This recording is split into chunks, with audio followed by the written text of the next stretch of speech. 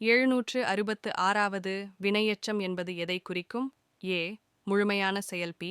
முடியாத செயல். சி. மற்றொரு செயலை சார்ந்த செயல். டி. பெயர்ச்சொல். சரியான பதில் சி. மற்றொரு செயலை சார்ந்த செயல். 767வது படித்து என்பது எந்த வகை? ஏ. வினைமுற்று. பி. வினையெச்சம். சி. பெயர்ச்சொல். டி. உரிச்சொல். சரியான பதில் பி. வினையெச்சம். 768வது படித்தான் என்பது எந்த வகை? ஏ. வினையெச்சம். பி. வினைமுற்று. சி. இடைச்சொல். டி. உரிச்சொல். சரியான பதில் பி. வினைமுற்று. 769வது சென்று என்பது எந்த வகை?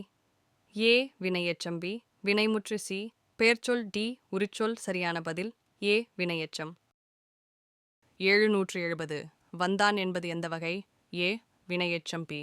வினைமுற்று. சி. இடைச்சொல். டி. உரிச்சொல். சரியான பதில் பி. வினைமுற்று. 771 செய்தி என்பது எந்த வகை? ஏ. வினைமுற்று. பி. வினையெச்சம். சி. பெயர்ச்சொல். டி. இடைச்சொல். சரியான பதில் பி. வினையெச்சம். 772வது வினைமுற்று என்பது எதை குறிக்கும்? ஏ. முடியாத செயல். பி. முழுமையான செயல். சி. சார்ந்த செயல். டி. குணம். சரியான பதில் பி. முழுமையான செயல். 773வது சிரித்து பேசினான் என்ற வாக்கியத்தில் சிரித்து என்பது ஏ. வினைமுற்று. பி. வினையெச்சம். சி. பெயர்ச்சொல். டி. உரிச்சொல். சரியான பதில் பி. வினையெச்சம். 774 பாடினாள் என்பது எந்த வகை?